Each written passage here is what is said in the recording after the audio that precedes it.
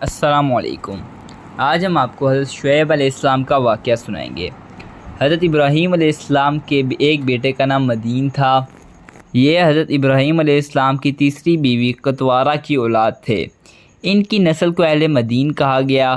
مدین اپنے بال بچوں کے ساتھ حضرت اسماعیل علیہ السلام کے قریب ہی حجاز میں آباد ہو گئے تھے۔ یہ خاندان آگے چل کر ایک بہت بڑا قبیلہ بن گیا تھا۔ اس قبیلے کو اصحاب مدین کے علاوہ اصحاب ایکا بھی کہا جاتا ہے۔ یہ قبیلہ حجاز میں شام سے ملا ہوا تھا۔ ایکا جھنڈ کو کہتے ہیں۔ اصحاب ایکا کا مطلب جھنڈ والے۔ ایکا سرسبز و شاداب جھاڑیوں کو بھی کہتے ہیں۔ مدین کے علاقے بحر کلزم کے کنارے پر آباد تھی۔ اس آبادی کا دوسرا سرا عرب کے شمال مغرب میں تھا۔ یہ شام کے ساتھ ملا ہوا حجاز کا آخری حصہ تھا۔ نہروں اور آبشاروں کی کثرت نے اس علاقے کو اس قدر سرسبز و شاداب بنا دیا تھا۔ وہاں میوے دار درخت بے تھے۔ پھولوں کے باغات بھی اس قدر تھے کہ ان کے جھنڈ نظر آتے تھے۔ قوم عاد اور سمود کی طرح مدین کی قوم بھی بت پرستی میں مبتلا ہو گئی۔ شرک کے ساتھ ان میں کم تولنے کا مرض بھی پیدا ہو گیا۔ چیزوں میں ملاوٹ بھی کرتے تھے۔ ڈاکے ڈالنا بھی ان کا معمول بن گیا تھا۔ وہ ان تمام کاموں کو اپنی کاریگری اور ہوشیاری خیال کرنے لگے تھے۔ اس کے ساتھ ساتھ وہ حد درجے کے مغرور بھی ہو چکے تھے۔ اللہ تعالیٰ نے ان کی ہدایت کے لیے حضرت اسماعیل علیہ السلام کو نبوت عطا فرمائی۔ آپ بہت اچھے خطیب تھے۔ آپ نے لوگوں کو شرک سے بچانے کے لیے تبلیغ شروع کی۔ اللہ کی توحید کا درس دینے لگے۔ انہیں اللہ کی طرف بلانے لگے۔ ناپ تول میں کمی نہ کرنے کی تلقین کرنے لگے۔ اللہ تعالیٰ نے قرآن کریم میں فرمایا، اور اہل مدین کی طرف ہم نے ان کے بھائی شعیب کو بھیجا۔ انہوں نے اپنی قوم سے کہا، اے میری قوم، تم اللہ کی عبادت کرو، اس کے سوا تمہارا کوئی معبود نہیں، اور تم پیمانہ بھرنے اور تول کے پیمانے میں کمی نہ کیا کرو۔ میں تمہیں خوشحال پاتا ہوں اور تمہیں اللہ کے ایسے عذاب کے دن سے ڈرانا چاہتا ہوں جو ہر قسم کے عذاب کا مجموعہ ہوگا۔ حضرت شعیب علیہ السلام نے ہر طرح سے ان لوگوں کو سمجھانے کی کوشش کی، مگر اس بدبخت قوم پر کوئی اثر نہ ہوا۔ ان کے گزشتہ تباہ حال بھائیوں کی طرح انہوں نے بھی اللہ کے نبی پر اعتراضات شروع کر دیے۔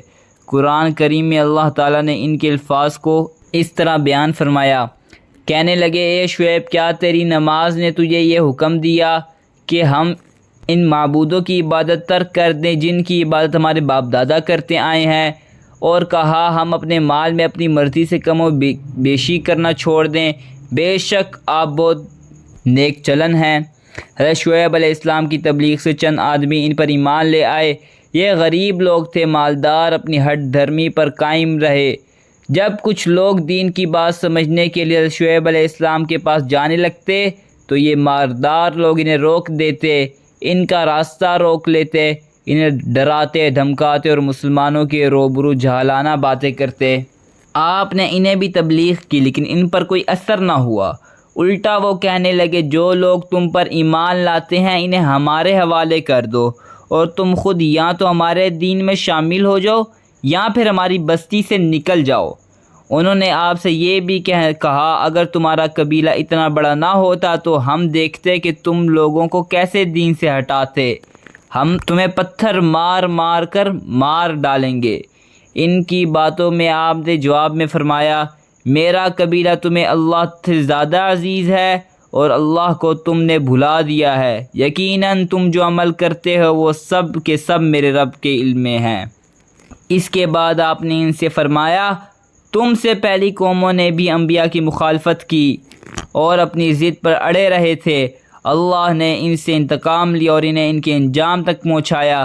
کہیں ایسا نہ ہو کہ میری مخالفت کی وجہ سے تمہیں بھی کوئی آفت آ گھیرے۔ اس لیے اب بھی وقت ہے، سنبھل جاؤ اور نبی کی مخالفت کر کے اللہ کا عذاب نہ خریدو، جیسے حضرت نوح، ہود یا صالح علیہ السلام کی قوم پر نازل ہو چکے ہیں، اور حضرت لوط علیہ السلام کی قوم کا زمانہ تو تم سے دور بھی نہیں۔ ان تمام باتوں کے باوجود وہ بت پرستی پر اڑے رہے، ناپ تول میں کمی کرنے سے بھی باز نہ آئے۔ یہ کہ حضرت شعیب علیہ السلام کے دشمن ہو گئے۔ وہ آپ سے کہنے لگے، یا تو تم ہمارے دین میں واپس آ جاؤ یا اس بستی سے نکل جاؤ۔ حضرت شعیب علیہ السلام نے جان لیا کہ اب ان سے کوئی امید نہیں۔ آپ انہیں ہر طرح سے سمجھا چکے تھے۔ آخر آپ نے ان سے فرمایا، اے میری قوم، تم اپنے دین پر عمل کرتے رہو اور میں اپنے دین پر، تھوڑے ہی دنوں میں تمہیں معلوم ہو جائے گا رسوا کن عذاب کس پر آتا ہے، کون جھوٹا ہے اور کون سچا۔ اپنی قوم سے یہ کہنے کے بعد آپ نے اللہ تعالیٰ سے دعا کی، اے ہمارے رب، میرے اور میری قوم کے درمیان ٹھیک ٹھیک فیصلہ کر دیں، اور آپ ہی سب سے بہتر فیصلہ کرنے والے ہیں۔ اللہ تعالیٰ نے حضرت شعیب علیہ السلام کی دعا قبول فرمائی اور آپ کی قوم پر عذاب کی ابتدا ہوئی۔ اس قوم پر 3 طرح سے عذاب آیا۔ عذاب سے پہلے ان کی بستی میں سخت گرمی پڑ رہی تھی۔ اس گرمی سے لوگ بلبلا رہے تھے۔ پھر آسمان پر ایک گہرا بادل نظر آیا۔ اس بادل کی وجہ سے جنگل میں سایہ ہو گیا۔ یہ دیکھ کر وہ لوگ بستی سے نکل کر جنگل میں اس سائے کے نیچے آ گئے۔ اس طرح یہ خود ہی اپنی ہلاکت کی جگہ پہنچ گئے۔ جب سب کے سب جمع ہو گئے تو اس بادل سے آگ برسنے لگی۔ پھر ایک سخت چنگھاڑ کی آواز آئی۔ اس کے بعد زلزلہ آیا۔ ان کی حالت قرآن کریم میں اس طرح بیان ہوئی ہے، انہیں زلزلے نے آ پکڑا، پھر وہ اپنے گھروں میں منہ کے بل اوندے پڑے رہے، گویا وہ کبھی ان گھروں میں بسے ہی نہیں تھے۔ خوب سن لو، مدین کے لوگ بھی رحمت سے اس طرح دور کیے گئے جس طرح سمود رحمت سے دور کیے گئے۔ یہ ایسی بری موت تھی جس کے تصور سے دل کانپ جاتے ہیں۔